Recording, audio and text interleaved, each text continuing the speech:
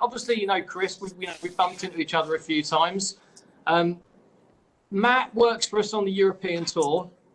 So he's kind of traveling all over the place, Middle East. Where have you been most recently, Matt? What's your last stop? 2 weeks in Dubai. So we did 2 weeks. We did Abu Dhabi, Dubai, and then we did a couple of weeks back, and then Qatar.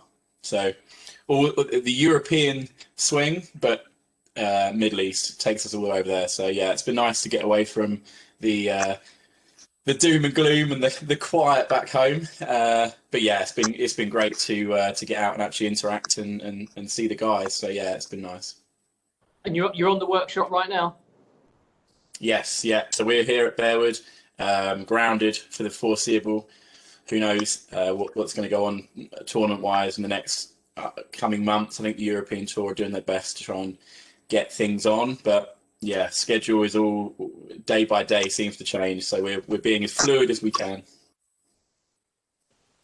Keith, you've been on the workshop, right? You've been over to the European, because we saw it at the Open a couple of years ago. That's right. That's right.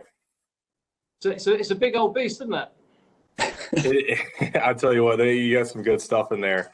It was actually, yeah, Portrush was the first time I saw it. It was just over to the right of the range. And y'all had the Primo parking right there. So it's a little different. It's a little different than the one we have over here on the PGA Tour. That spot we had at the Open was pretty cool. That was amazing. Rock star parking. And yeah, I mean, again, I don't know how or what's used in the States on the truck, but we do a lot, you know, especially in this room here. You know, we have a lot of things going on. It's a lot more kind of 50% hospitality, 50% workshop. You know, it kind of has that real nice mix of both. But yeah, I mean, without the added hospitality, we'd be in a bit of trouble. I think it's a massive help. While we're on that subject, Keith, your interaction over here, what was that like playing Portrush in the Open Championship? I tell you what, we had some great weather the first 2 days. Felt like, you know, any other tournament week, and then the last 2 days, as they say over there, we had some proper weather, British Open weather, and yeah. It was fun. So, but you know, it's similar to our truck.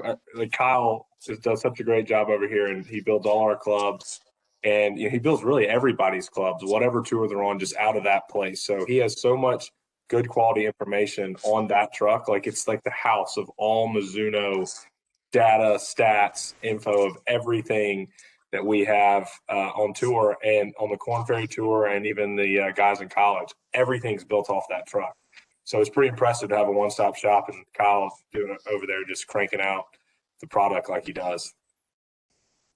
I'm probably going to miss a step then. So as we've already gone there, so tell me a little bit about your introduction to Mizuno and Jeff and Kyle, and how did all that come about to start with?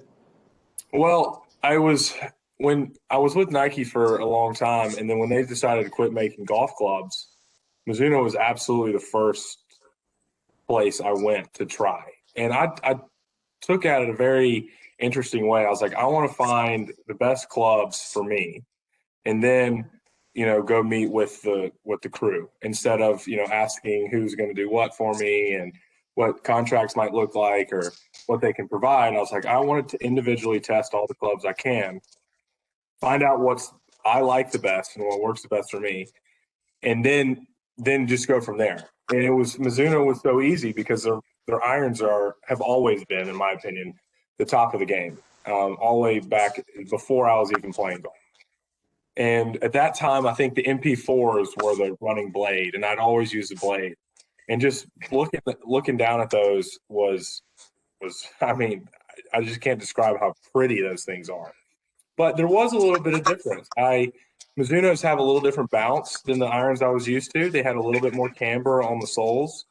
And at first, I was kind of trying to figure out if I liked mine prior, or I was just used to them, or the Mizuno's. And then, believe it or not, I cut a 1/4 inch off of my old irons so that I can kind of have a little bit of a steeper impact.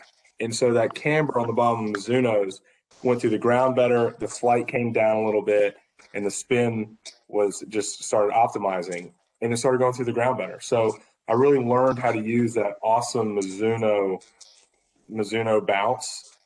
And when you learn how to use that to your advantage, it is truly just an incredible thing. Interesting, isn't it? You know, I think so much of golf appears to be conditioning what you're used to. And I guess somebody like you playing at a high level, that repetition, there's obviously good and bad as well, but there's also what you're used to, right? And once you're dialed into a specific look or a particular sound or feel, it must be very hard to work yourself back out of that again. Yeah, it's definitely, we're so conditioned, as you said, to just use what we like or what we're used to. And it's a very slippery slope when you go away from that, because you might start testing things that aren't as good for you, and then you have to go back to what you use. But then sometimes you test things that are better, but you still have to go into that area of unknown to find out. And that's very scary for guys at our level, is that area of unknown where you're like, man, you know, this could go one of two ways. It could be better for me or it could be worse for me. And as a golfer at our level, you never want to go for the worse for me route. It's a little bit uneasy. But for me, I never really, when I was changing equipment, I didn't have a choice. I had to change because they weren't making the equipment anymore. And so when I tried all the irons and all the blades that were out there, it came down to the look, how Mizuno irons looked from address, how they felt at impact, and then how they went through the ground. And once I figured out how to send that bounce through the ground, I mean, it was a no-brainer. I haven't even looked back. Quite a junction, wasn't it, Chris? Just generally, I mean, obviously for Keith and Mizuno, that was, you know, a once in a kind of cycle opportunity for a brand like Mizuno. Was kind of Nike stopping making golf clubs, and players like Keith suddenly being out there looking for new equipment. I mean, how important was that, do you think, for us as a company?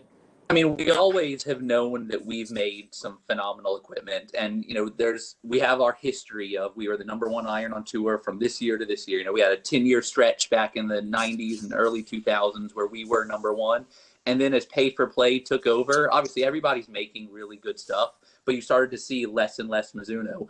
The Nike exit, you know, it opened up the doors for us for people like Keith just to say, let's see what's best and let's see what works for me. And all of a sudden, Mizuno rose to the top again for not just for Keith, but for a number of different players.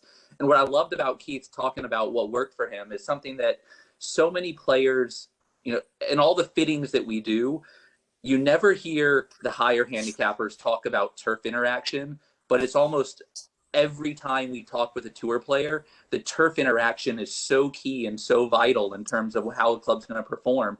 And Keith just nailed it right there in terms of understanding how that bounce and how that camber is going to get through and what that's going to lead to in performance. And that's something that we're always really focused on, making sure that we have not only the best feel, but also that turf interaction so you don't lose any energy going through the turf, so it enters and exits cleanly and just gets great launch conditions. And that way it's like throwing darts back there at you, Chris, just like that dartboard. We're throwing darts with those 7 irons.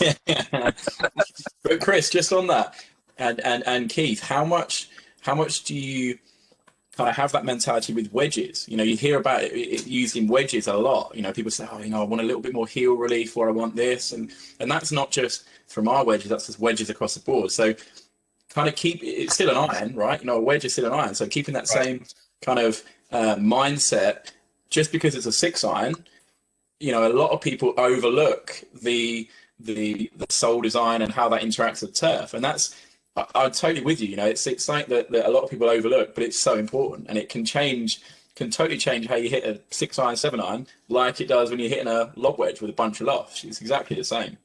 It's amazing that they have all these different grinds on wedges for people for that exact purpose. Oh, it goes to the ground so much better.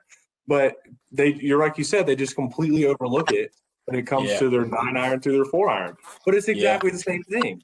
And honestly, it might be a little even more important because you deliver a 7 iron a lot more similarly on a consistent basis than you do a wedge, because a wedge, you're hitting it high, you're hitting it low, you're open in the face, you're doing all this stuff.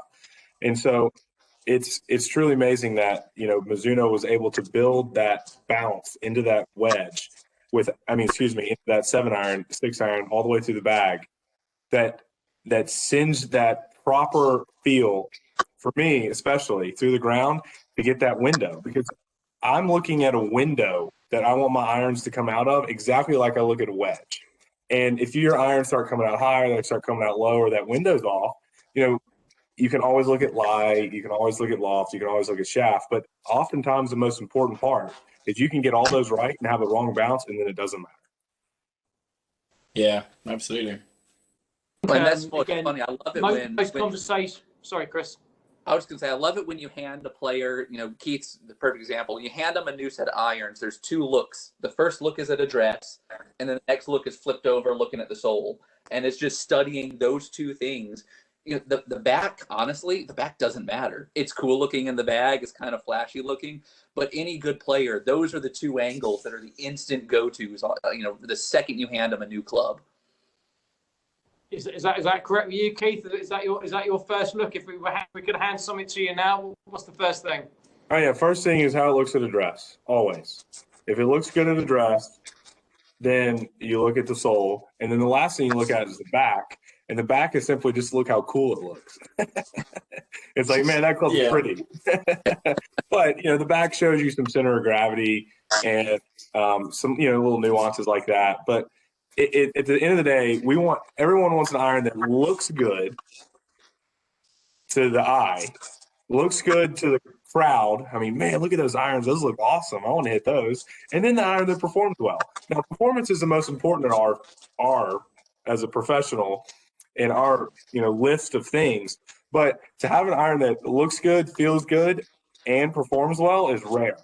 And, everybody says blades, blades are blades, right? That's the most common misconception in high-level golf is all blades are the same. Well, that's not true because their center of gravity is different, their soles are different, and their look at address is different. I mean, whether they have offset, onset, whatever it may be.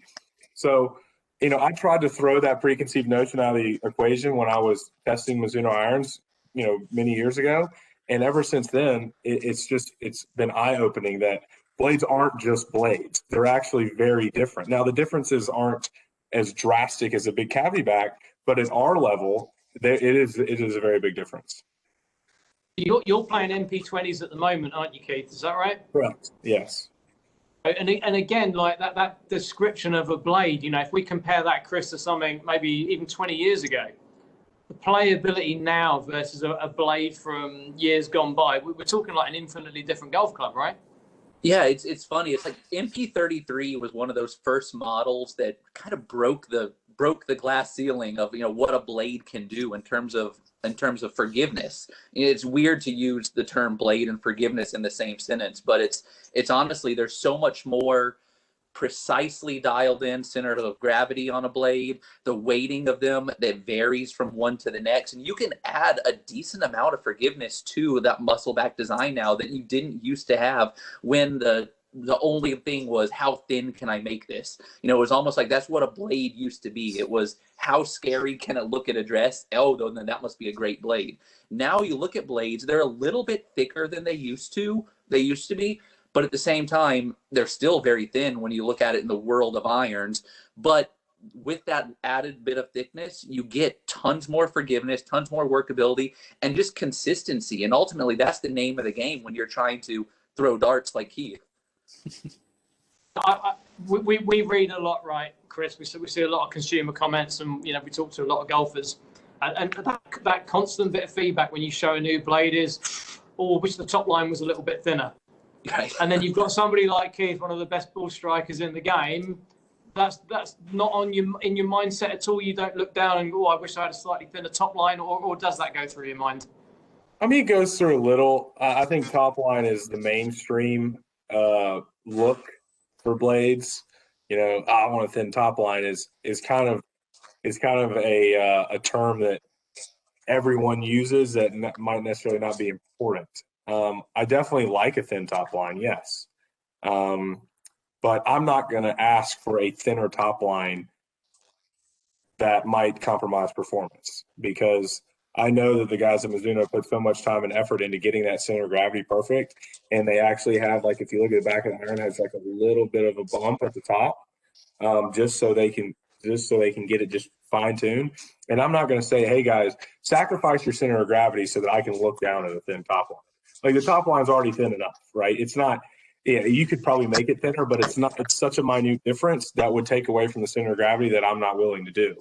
So, I think the biggest difference, honestly, from look was where the grooves are in the old Mizuno irons versus now. They've kind of shifted a little bit more toward the center of the face, which I think is a fantastic improvement because all the old blades, the grooves were shifted closer to the hosel because of the weight of the center of gravity trying to make it there. Now that with this new center of gravity, when they've fine-tuned it to the middle, they can actually shift the grooves now to the actual center of the iron. And for me, that looks so good that you're actually trying to hit the ball in the in the actual center of the iron, not the center of gravity center, which happen to be more toward the heel.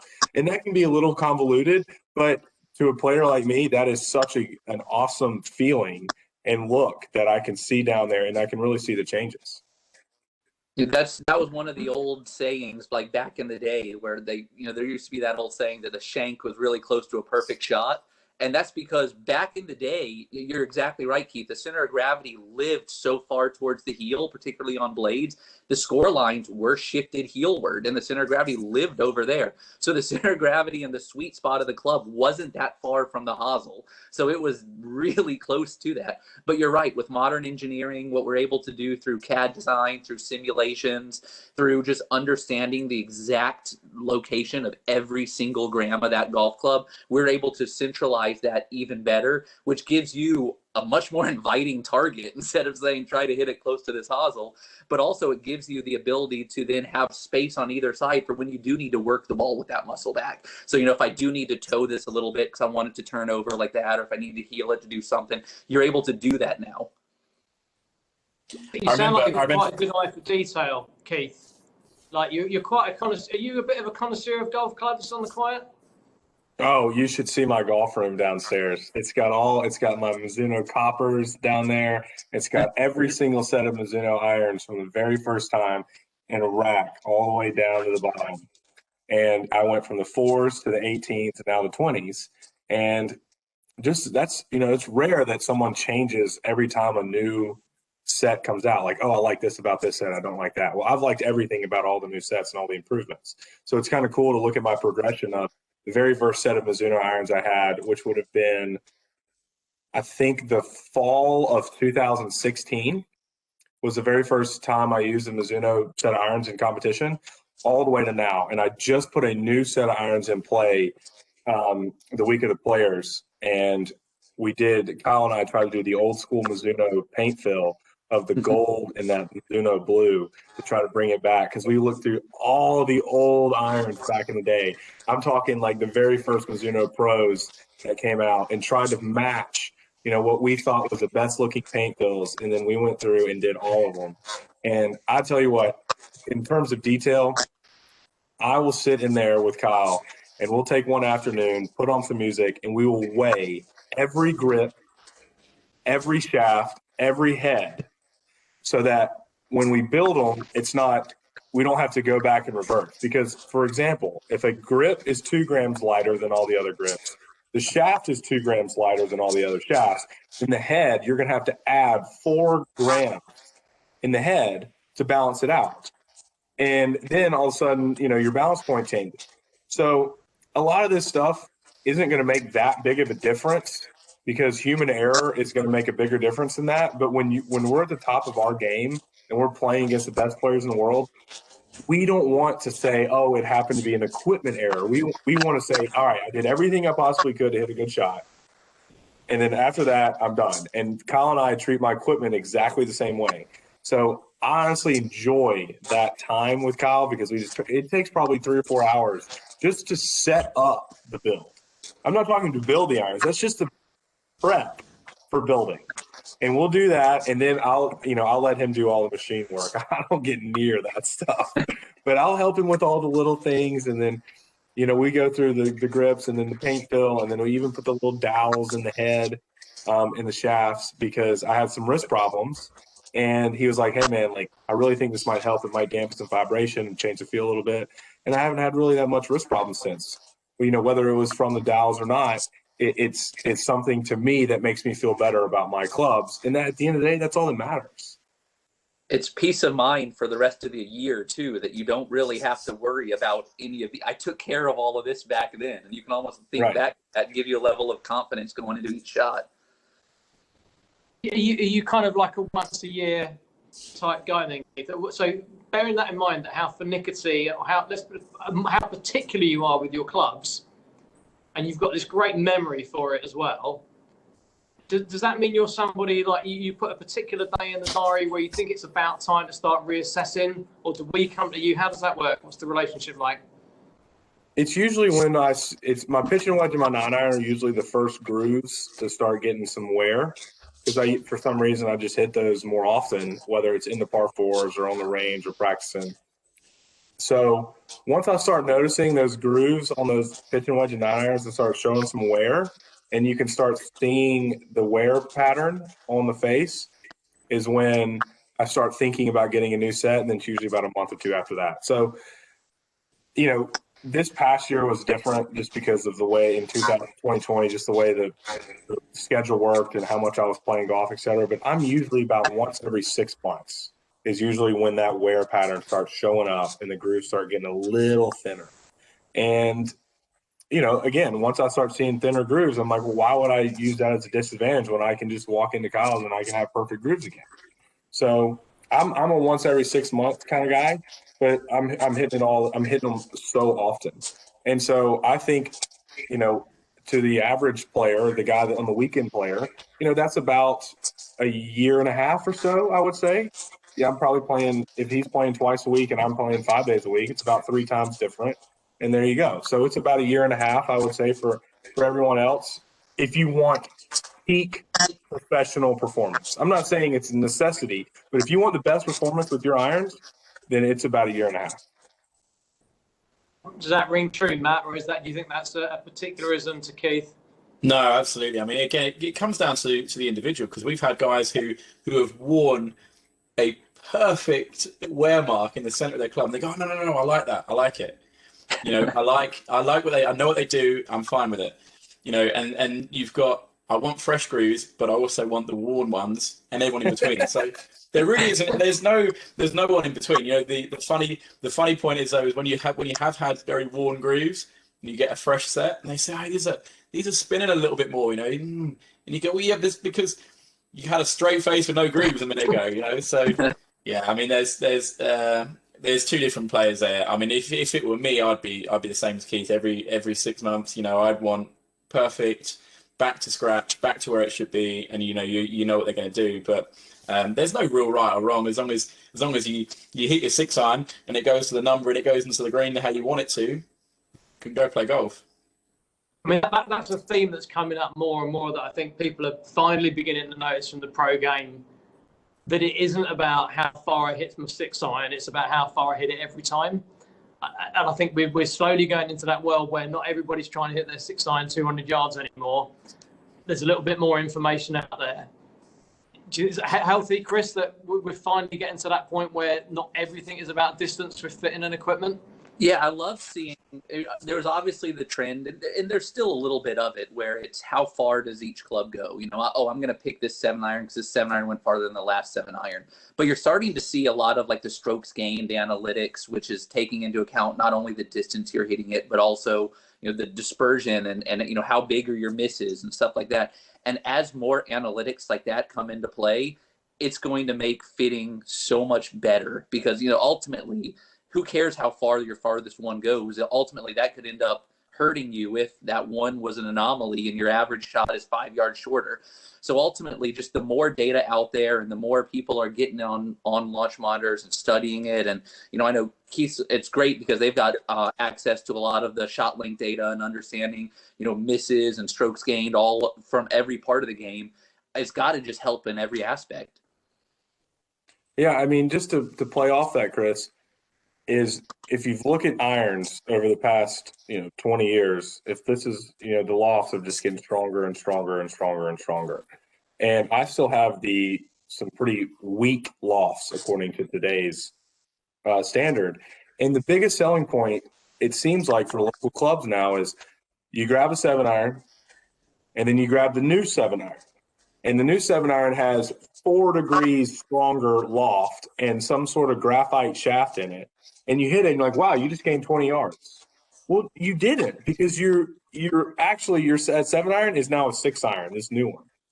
And I don't have necessarily a problem with that if your window is better and your ball flight's better and everything's better in terms of your performance. But the distance factor is almost irrelevant, because you never really know what the loft is. Because I think irons should be stamped what the loft is on the bottom of them, like wedges, all the way through your bag, so then you know exactly what loft it is. Because you can take an old 7-iron, like my Mizuno 7-iron, I think is 36 degrees.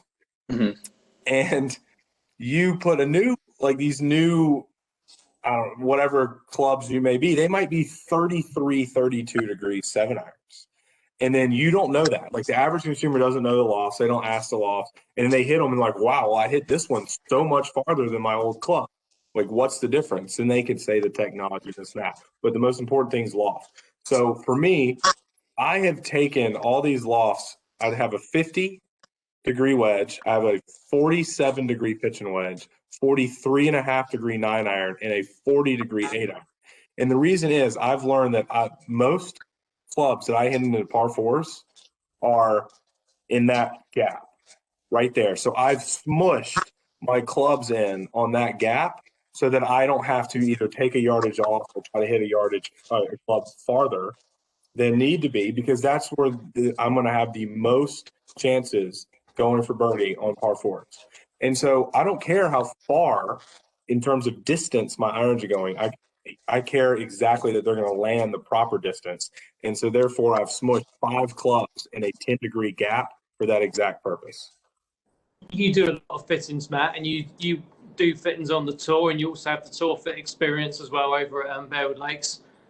Do you find that a difficult thing to get across, or do most people, some that come to you, are they kind of in tune enough with this kind of tour world and the reality of fitting that you don't have to kind of sell that idea?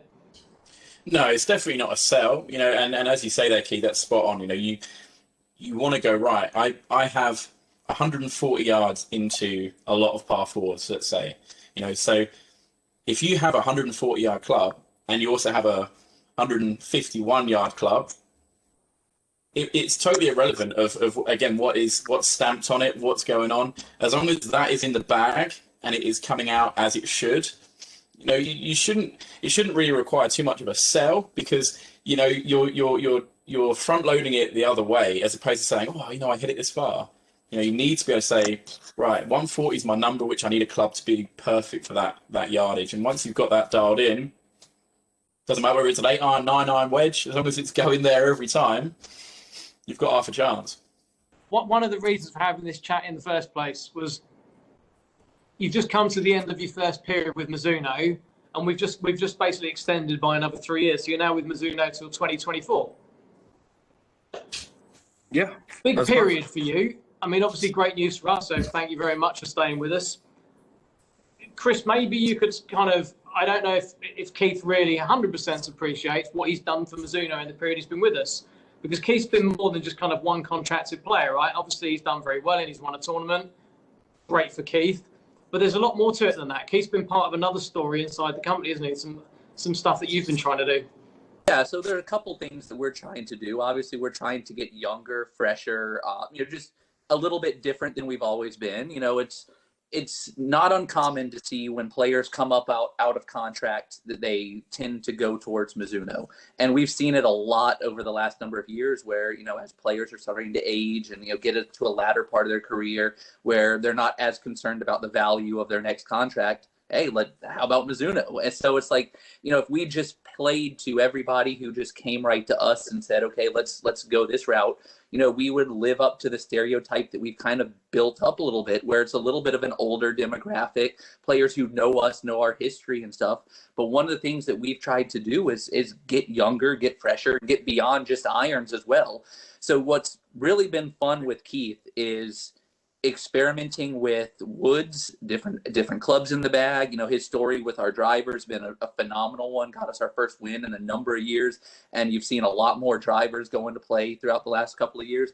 But also a young guy, a different look for us as well. So someone who's just exciting to talk about. And, you know, we see you everywhere, Keith, which is exciting. And you're a name that people are getting to know more and more. It feels like every year.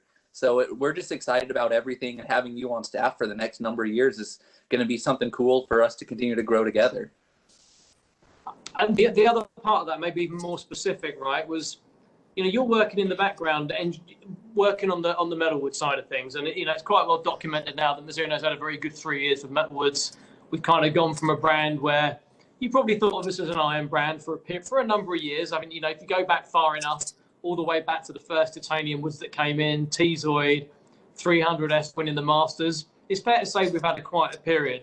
The last 3 years, the Mizuno Woods have really come back into contention again. I can't say a small part of that is due to Keith, because somebody had to go first, right? You're right. I mean, it's been a conscious effort for us to grow beyond being just an iron company. And wood development has always been something that we've had a lot of history behind. And we've done some cool things, and we've made some very innovative product, and we continue to. So to have the tour validation, and to have a player like Keith, who his goal is not necessarily I'm going to follow whatever the trends are out there. His goal is I'm going to look at numbers. I'm going to study my equipment. I'm going to know what works for me. And that started with the ST190, was a product that went right into his bag. As a player who arguably is the strongest point of his game is his driver. I mean, he's known for positive strokes gained driving constantly. I mean, he's hitting it long, he's hitting it straight, and that's one of his advantages out there. So for him to be open-minded enough to say, let's test, let's look at the numbers, and then the ST191, it was phenomenal. And I know he talked about how he's advanced with our irons from year to year, product to product. He's been a key part of our development in terms of our research of how is the 190 going to improve, and what are we going to do with the ST200 and the STZ. And you've seen the clubs go into his bag year after year from there. So it's been really an exciting thing to have someone like Keith on staff from the wood development side. Keith, we were just talking about the fact that you played all three drivers in a row. So it was obviously quite big for us that you put it in play in the first place. You know, being open in mind, I know we've kind of all seen the story. You told Chris there's a great YouTube video of you talking about how it ended up in play in the first place, where you were kind of really doing Cookie a favour by giving him some feedback, and things kind of went from there. But it's been great for us to see you progress through the three drivers. And I know from a design side, something that Chris has really been kind of conscious of is not changing things too much. You know, not coming back with a completely different idea or a different concept than what we started with, which is just this kind of gradual improvement. Does that help you put the next one in play each time we come back? Is it less frightening now when someone comes to you with a new driver? Well, I tell you what, it all started when I was exactly right. I was doing Cookie a favor. He's like, hey, come test our driver. We just want to get your feedback. And then I left, and I had a new driver in the back. And the progression is pretty interesting, because the first driver I had, I actually gained some ball speed. Okay, so there was, and keeping all other constants equal, I gained ball speed, and everything else was the same. So, of course, I was going to play it.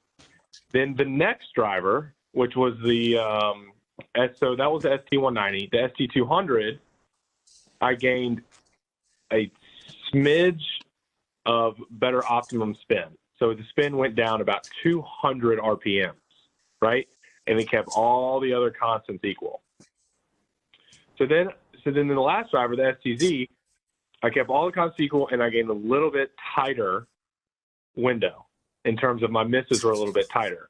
So every driver was a little bit better, keeping all the constants the same. And that was what I was saying, Cookie. I was like, man, you're either the luckiest person in the world for this to happen, or you got some really good designers up there, because this never happened, right? To gain a little bit better, keeping all the same constants. Now, I have kept the same shaft in all my drivers, and the same weight, the swing weight, the grip, all that. So the fact that just a little tweak of the driver can change one little thing that much so that I could move into it is fantastic, because players don't want to switch to something that's a lateral move, right? We want to laterally move to something that's just as good. We want to switch to something that's better, right? Because if you laterally change something, then it's like, well, I'm not as comfortable with it, even though it performs the same. But if you move to something better, it's a lot easier switch. So that's kind of the progression that I've moved with each driver has gotten better, and it's gotten better for me, which is which is truly just remarkable. Got a question for you on driver, Keith. So obviously we've made some strides. So Matt always had an issue with blue drivers, getting them in play. So we have to have blue versus black conversation. Once you've got this thing and the shape's right and the sound's right, what happens if Matt walks in next week or Jeff walks in and gives you a blue one, the same? I'll just take some black paint and paint it. Yes. Good answer. Team black, you're with Matt on that one. Yeah. Yeah. I kind of wanted to go into where you were with your career as well, Keith, because, you know, going into this 3-year stretch, looking at everything, this should be a really, really big 3 years for you. I mean, I did a little bit of statistical digging. Do you know the average age of a first-time major winner? Do you ever study stuff like that? Do you know where you are within your career and curve? I don't know the answer to that, honestly. I'm excited to hear, though. Would you like to guess, Keith? Let's say 30, because I'm 1 year from that. I think the average major winner is about 31, 32, aren't they, Chris, from most of the data that we pick out? And it's working its way slightly younger, obviously. You know, Colin getting last year, I think that's going to bring that average down. But yeah, obviously it's working its way younger. It used to be mid-30s was like the prime time for golf, but it's definitely creeping its way down into the lower 30s. I'm also looking at top fives on the PGA Tour this year as well, Keith, in terms of age breakdowns. And I haven't looked at all the tournaments, but I think I've just gone through the last 6. The percentage of guys in the top 5s under the age of 30, could you have any idea what that might be? Dave, I have no idea. Do you get a sense of the game getting younger at all? Is that something that you're aware of, or are you just kind of just doing your own merry thing?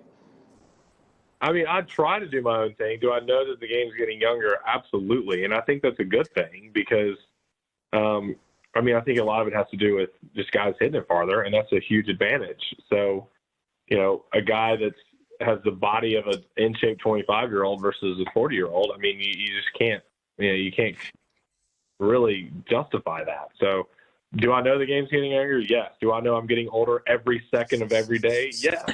But I feel like I still got another, 10, 15 years of some speed left. So if that's the case, then I think we'll be in good shape. So let's look at that time frame then. If we know like the average major winners that 31, 32, you're really coming into statistically what is your peak career. Does it feel that way? Do you feel like you've really kind of grown into your game, you know a little bit more, but you've still got the strength and the speed? I'm trying to pull Lee Westwood, right? I mean, this guy's unbelievable at his age. And he's starting to play. I mean, I think he might be playing the best golf of his life at, 47, 48? So, yeah. There's always outliers here and there. I understand that, and I'm not pointing to those. But, just hopefully that the maturity level of playing all these courses, understanding the nuances of each week, and the little things like that as a rookie that are really hard to assess to, like all the new golf courses, et cetera, that I'm just trying to, find my, sweet spot on the PGA Tour. And, my rookie year, I had the fastest club head speed on tour, and now I think I'm like 15 or 20th. And now I've dropped a little bit, but I've dropped a little bit for a couple of reasons on purpose. One is for a little bit of accuracy, and two is just for injury prevention. I mean, you look at guys, how young they are and getting hurt out there. I mean, it's a little bit scary, the fact, how many guys are getting hurt at younger ages just because they're swinging so hard. But at the same time, it's like, that's such an advantage. And, we just hire a couple PTs and some physical trainers and get this thing rock and rolling. So, I think what that means, if these age groups is that when guys kind of get in their comfort zone on tour, right? They understand the golf courses, they understand their game, they understand how to live that, the circus of the life we live, and then they can just kind of roll and just start playing good golf. And I feel like I'm there in that point in my career, is where there's not as many unknowns, there's not as many variables that I'm not able to assess, and that's why I'm excited to have Mizuno, part into that, transitioning into that part of my career. Because again, if I had to make another full equipment change, there's a whole new set of unknowns and variables that I'm having to go to. And I've been very happy with Mizuno my first 4 years with them, and just to have, more time just to keep getting better with them is so comforting as a player, to know that your vision aligns into trying to have a successful career, that you don't have to bounce around and try to find what's best for you. Right now, I truly believe that Mizuno products are best for me and they're best for my career, and they clearly believe the same thing. And now that we're on the same page, we can go as far as we can in that direction. And have you got a set idea of what that is? Do you have objectives? Or are you one of these, I'm just going to get better and see where it takes me? Or have you got very specific goals in mind? Well, in order to achieve those specific goals in mind, it is taking it day by day and trying to just get better as I can. Now, I can put result goals on a board and say, I'm going to achieve this, and therefore I need to do my process goals to make that. But I mean, my biggest thing would to be, get in all the majors and contend in the majors and win a major. Those are kind of the steps that you have to do, because it's not one of those things where you just get in a major and you win. You want to contend in all the majors, right? And that gives you the better experience, the better chance to win. That if you're contending in as many majors as you can, the likelihood of you winning is a lot higher than you just backdooring into a championship, right? And then the other thing is playing on a team event. If you play on a team event, whether it's the Ryder Cup or the President's Cup, you've had a amazing 2-year stretch. It's not like you win a tournament here and then you kind of had a couple good weeks here and there. To play on a team, it is a large quantity of good quality golf. And that to me is a huge goal, because it means I'm consistent, I'm doing the right things, I'm staying true to myself, and the results are paying off. Because, you can have a good week here and finish first or second or third, or, a couple top tens, but to be on a team, you have to do that consistently for 2 years. And that's really my goal, is to have 2, 3, 4, 5 years of just awesome consistency of great golf. Chris, anything? Matt, any observations on that? No, I was just curious, just to touch base on what we were just saying there about your distance, and about, you were saying there about kind of not winding it back, but perhaps just keeping an eye on, head speed and how far things are going. And having been on, having played with guys PGA Tour week in, week out, in terms of guys who are trying to up their speed, trying to up their distance, trying to, flat out get as much advantage off the tee as possible. Where do you stand with that in your thought process of, it's been documented in the media recently, saying, one guy's come out and said, maybe I got too involved in that, and I got too desperate trying to find some more distance. Where does that sit with you in terms of do you think that if you, as you say, train, got your PTs in and just went hell for leather, because, you're not swinging at 100%, right? You're finding fairways and you're trying to dial stuff in. So, in your mind, where do you sit with that? It's such a personal thing to each player, and to be able to nail it down into one way is pretty tough, because you look at a couple guys out there and they've been very successful with gaining a lot of distance and actually playing better and changing their swing. And you look at other guys and they've gone in reverse. So it goes back to that point of chasing that unknown and that fear of the new. It's a little bit individual based, because you could put one guy and say, all right, we're going to gain 20 pounds, we're going to gain 10 miles an hour club head speed. They might be a little bit weary of that, and then their wedges might get off. Their iron game might not be as good. Your swing's changing, and then you start second guessing it, and then you're like, oh, I got to go back to what I was doing, and then you feel like you've lost time. Where another guy could say wow, this is really awesome. I'm getting so much better. They buy into it, and then they're only improving. So I felt like the proper way for me to do it was I didn't necessarily need any more speed. That's a little bit of controversial point, because more speed will give you more of an advantage. I do agree with that.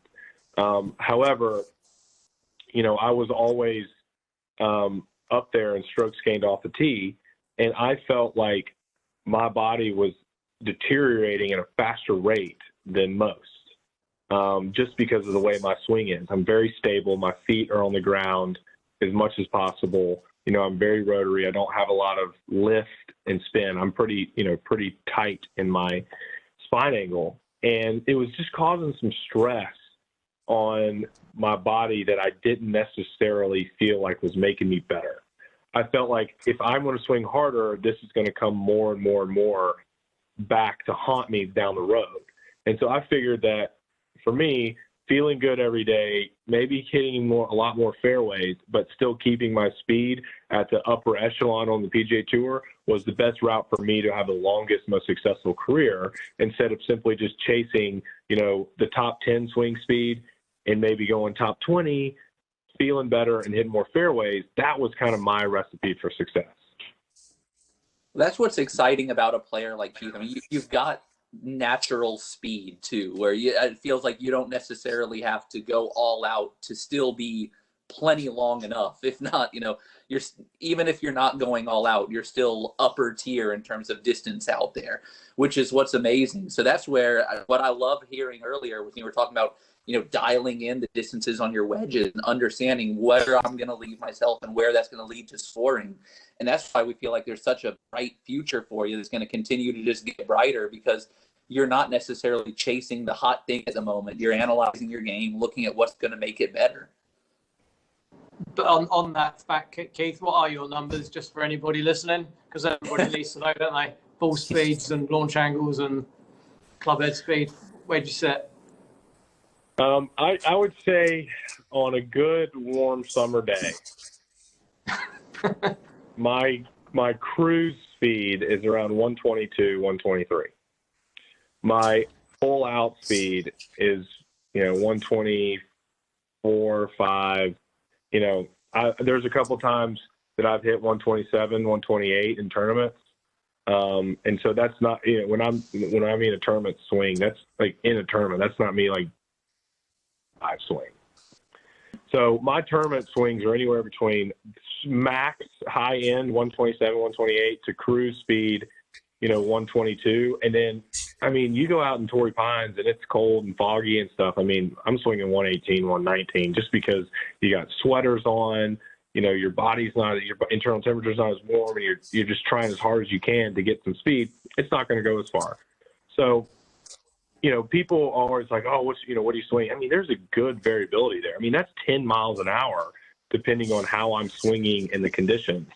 So that's why I like to say my cruise is 121, 122, you know, right there. And then, I mean, last week at the Honda on 18, we had a little bit of downwind. It was in the afternoon, and I wanted to carry this bunker, and it was 124, 125. You know, and that's just me trying to give it a little extra juice because the fairway was wide up there. So that's around there. And then depending on the ball speed is usually in the upper 170s to mid 180s on those variable in the swings. And, you know, I've never really done let's see how far you can swing and how hard you can hit it and try to max your numbers. I just don't feel like I would never do that in a tournament. So why would I do it on the range? I mean, you know, some people can say the more you do on the range, the easier it becomes on the course. Well, that's fine. And I know that I have 127 in there if I really need it. And so, you know, that's, if I had 130, great. But I don't think that's what's going to make me that much of a better golfer. It's not important, Matt, but that's quite impressive numbers, right? Absolutely. I mean, yeah, that's exactly what I was going to come at. And yeah, I mean, you know, you guys are gifted with the weather, and you know you've got your different climates. But I mean, if you flip those numbers to a European tour, you know, people would be going, I mean, that's like, you know, real high numbers. But you know, you're right. You know, you've got that window where over here, I think if we had TrackMan out on most holes, I think there wouldn't be many people topping over 120, 122. You know, so yeah, you know, it's just a different world, you know, and that's where, you know, when we sit at home and we watch the golf over here on the TV and it pops up, you know, ball speed 184, and you're going, wow, you know, that's some warm speed. But I'm blaming the climate. I'm blaming that you guys have sun. Could you take him, Matt, on a warm day, on a holiday? Could you? I can't remember the last time I played golf in the sun, so I'm still on winter in the UK at about 168. Just before we wrap up, guys, we did promise a few people we'd ask some questions on their behalf, Keith. So you've got some from Mizuno staff, and we've got some from out there from Twitter. They're pretty brutal crowd, the Mizuno lot. So just kind of brace yourself. And we said like, yeah, no holds barred. If he was genuine in the room and there was no audience, what would you ask? So we've got Sevi from Holland. Good name, isn't it, for a golf sales guy, Sevi? He's asked, you've been gaining strokes off the tee, but around the green, you're losing strokes to the field this season. Thanks, Sevi. What is his take on that, and how can we help you turn those stats around? Well, believe it or not, I just got my brand new custom Mizuno wedges in from Japan last week. So, Sevi, your answers are: your company provided me with the greatest wedges ever, and they are about to go in the bag for the first time. And so you talk to me in a month and see where those are, and then we can have that conversation. Yes, sir. We've got one from out on Twitter. We've got Michael Green, who wants to know why the visor. What's the switch all about? I used to always wear a visor, always. Growing up in junior golf, playing at Georgia had these great visors. And then when I was able to decide what kind of headwear I wanted, I was like, I'm just going to go bring it back old school. And truly, I was walking down the Champions Tunnel at TPC Sawgrass. For those that don't know, there's the locker room, and there's a staircase that goes down the back, and they call it like the Champions Tunnel, and it's a picture of everyone that's won the Players, lining this really long hallway that is the whole length of the clubhouse, and it walks you right out onto the putting green. It's kind of cool. It's like if the NFL was going down the tunnel and onto the field, it's the same kind of feeling. And I was looking at all the champions, and there was probably more visors than there were hats, because the visors were just everywhere in the 80s and 90s and early 2000s. And all of a sudden people started wearing hats. And so I look back and it's like, man, maybe we're just, channeling the old school vibe here with the visor as well, because it was so prevalent back then. Suits you. I love it. I love it. I love it. Yeah. Very, very, very retro, very classic. Maybe it is you kind of maturing into your peak years, Keith. Maybe that's what it is. Maybe it's a sign. Let's just hope the visor brings more birdies. That's all I'm asking. You've got to be able to pump it if you're going to wear a visor. Yeah, you got to have some nice action up here. Matt, Yeah. I don't know. The bun would look good probably coming out of the top of the visor for all I know.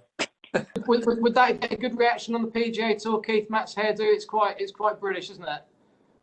Yeah. I mean, everyone loves the unique haircut, and that is the absolute epitome of that. Everywhere's been shot.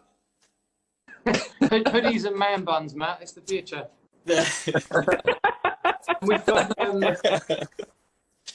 last question. So this is quite a good one from one of our guys. This is from one of our sales guys, Steve Cookson. He's a big character over here.